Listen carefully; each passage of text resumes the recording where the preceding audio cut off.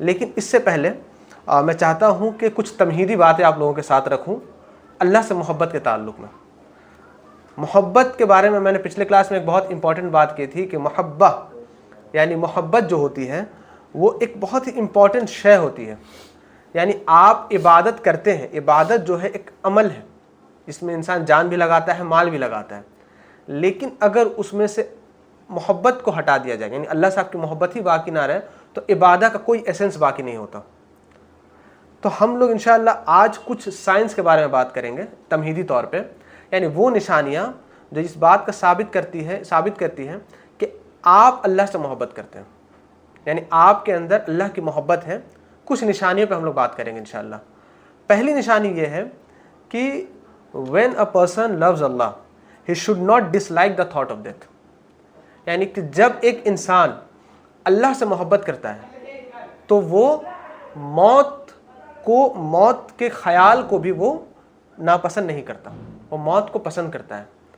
ایک بہت ہی فیمس کتاب ہے زاد الخطیب، اس کے جو رائٹر ہیں انہوں نے ایک بہت اچھی بات لکھی، اس کا ایک چیپٹر آپ لوگ پڑھیں گے موت کے تعلق سے، یعنی آخرت میں کیا کیا چیزیں ہوتی ہیں انسان کے اس میں۔ تو انہوں نے بہت اچھی بات لکھی، انہوں نے کہا کہ انسان 3 طرح کے ہوتے ہیں۔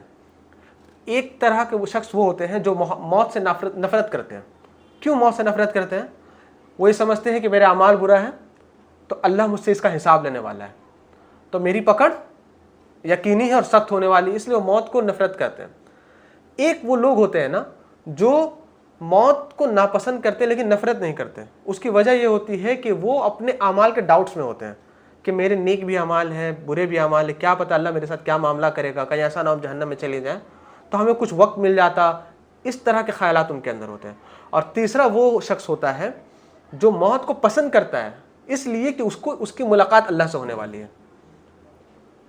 تو یہ جو کوالٹی ہے، سب سے پہلی کوالٹی اس بات کی طرف اشارہ کرتی ہے کہ آپ اللہ سے محبت کرتے ہیں، وہ یہ ہے کہ آپ موت کو کیا کریں، آپ موت کو پسند کرتے ہیں، اس لیے کہ آپ چاہتے ہیں کہ میری ملاقات جتنی جلد ہو، میں دنیا کے فتنوں سے نکل کر میری ملاقات اللہ سے ہو جائے۔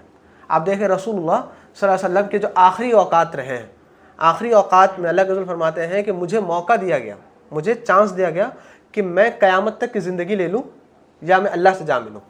تو صحابہ کہتے ہیں کہ آپ نے کیا چنا؟ کہا کہ میں نے بہترین ملاقات کو چنا، یعنی اللہ سے ملاقات کو چنا۔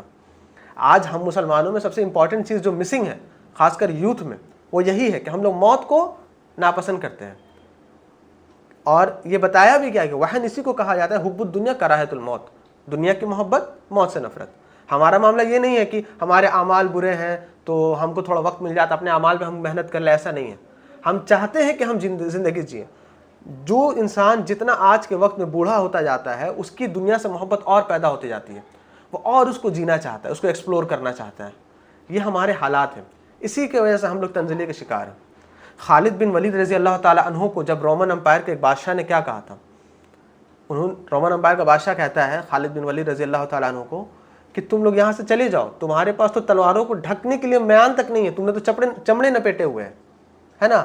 تو خالد بن ولید کیا کہتے ہیں کہ تم اس قوم سے بات کر رہے ہو جس قوم کو موت اتنی ہی عزیز ہے جتنی تم اس سے نفرت کرتے ہو۔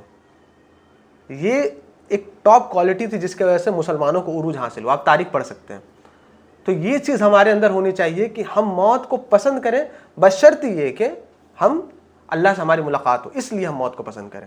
اس لیے ہم موت کو پسند نہ کریں۔ جو بہت سارے لوگ جن کو سوسائڈل تھاٹس آتے ہیں، جو خودکشی کرتے ہیں، وہ کیوں کرتے ہیں کہ بھائی بہت مسئلہ ہو گیا، یہاں کا قرض ہے، فلاں بریک اپ ہو گیا، فلاں چیز ہو گئی میرے ساتھ، تو ہم لوگ کیا ہو رہا ہمارا مر جاتے تو بہتر ہوتا۔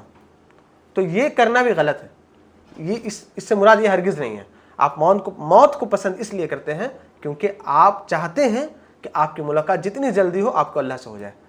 یہ سب سے بڑا سائن ہے اور بڑی کوالٹی ہے، ایٹریبیوٹس ہے کہ آپ کے دل میں اللہ کی محبت ہے۔ دوسری بات یہ ہے کہ اگر آپ کے دل میں اللہ کی محبت ہے، دوسری بات یہ ہے کہ one should be willing to sacrifice his own to اللہ سبحانہ و تعالیٰ، یعنی آپ اللہ سے محبت کرتے ہیں۔ اس کا دوسرا سائن یہ ہوا کہ آپ اپنی خود کی تمام چیزوں کو سیکریفائز کرنے کے لیے تیار ہے اللہ کی راہ میں۔ بات سمجھ رہے ہیں؟ یعنی آپ اپنی نیند کو قربان کرنے کے لیے تیار ہے اللہ کی راہ میں، آپ اپنے کمفرٹ زون کو چھوڑنے کے لیے تیار ہے اللہ کی راہ میں، ہے نا۔ ٹھنڈ کے موسم میں آپ اپنے نرم بستروں کو چھوڑنے کے لیے تیار ہیں کہ ہم کو نماز کے لیے جانا ہے. جب بھی ضرورت ہے, حقوق العباد کا معاملہ ہے, بندوں کے حقوق ہے, چاہے وہ ہندو ہو, مسلم ہو, چاہے کوئی بھی ہو, ایوری سنگل پرسن, آپ اس بات کے لیے تیار ہیں کہ ہم اپنے کمفرٹ زون کو کمپرومائز کریں گے صرف اس لیے کہ اللہ کا حکم ہے کہ بندوں کے حقوق کی ادائیگی ہونی چاہیے. یہ خصوصیت ہونی چاہیے, ان لوگوں کی خصوصیت ہے جو اللہ سے محبت کرتے ہیں. تیسری چیز ہے they strive in the path of اللہ ود دا سول, کہ یہ لوگ ہوتے ہیں جو اللہ کی راہ میں جہاد کرتے ہیں اپنے نفس کے ذریعہ, دا ہینڈ اپنے ہاتھوں کے ذریعہ, دا ٹنگ اپنے زبان کے ذریعہ, and with wealth and property اپنے دولت اور اپنے جائیداد کے ذریعہ. اگر اس جو میں نے تیسری کوالٹی بتائی, آپ اس تیسری کوالٹی پہ خلفائے راشدین کو دیکھ سکتے ہیں. ابوبکر صدیق ہوں, عمر فاروق ہوں, عثمان غنی ہوں, علی رضی اللہ تعالی عنہم ہوں, یہ تمام صحابہ جو خلفائے راشدین تھے انہوں نے سب سے پہلے اپنے نفس سے جہاد کیا تھا اللہ کی راہ میں, اپنے ہاتھوں سے جہاد کیا, جنگ میں گئے, ہے نا, جہاں غلط دیکھا تو اپنے ہاتھوں سے پہلے رکنا اس کو ضروری سمجھا, اگر وہاں نہیں تو اپنی زبان سے رکنا ضروری سمجھا, بولا, ہے نا, ایک شعر ہے نا کہ بول کے لب آزاد ہے تیرے, ہم تو بولنا تک چھوڑ چکے ہیں. غلط کسی دو لوگوں میں اگر جھگڑا ہوتا ہے اور ایک کے ساتھ بے انصافی ہوتی ہے, چاہے ہمارے پڑوسی ہم بولنا نہیں پسند کرتے. And with the wealth and property, اور عثمان غنی کو دیکھے اپنے دولت سے, اپنی جائیداد کے ذریعے جہاد کیا, اللہ کے راہ میں وقف کیا. یہ تیسری کوالٹی ہوتی ہے ایک مسلمان کے اندر, اس مسلمان کے اندر جو اللہ سے محبت رکھتا ہے. چوتھی کوالٹی کیا ہے؟ دا ریممبرنس آف اللہ should always remain fresh in one's heart, یعنی آپ کے دل میں اللہ کا ذکر ہمیشہ ہو, آپ کا دل جو ہے وہ اللہ کے ذکر میں ہمیشہ ڈوبا ہو, اللہ کی یاد میں ہمیشہ ڈوبا ہو.